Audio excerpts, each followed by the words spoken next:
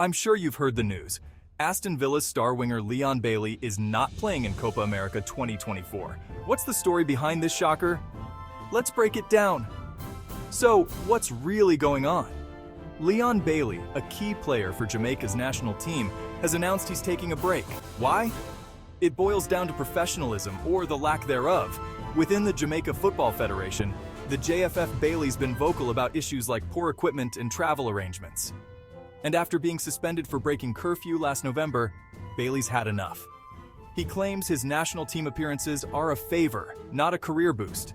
Despite his break, the JFF still named him in the 26-man squad for Copa America.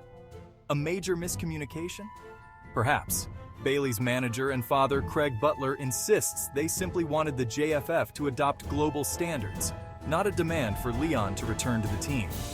Instead, the Federation made it look like they were making demands for his return. Bailey's absence is a big blow for Jamaica, but could spark much-needed change. Will his stand lead to a more professional JFF? Only time will tell. Don't forget to like, share, and subscribe to All Sports Jamaica for more updates.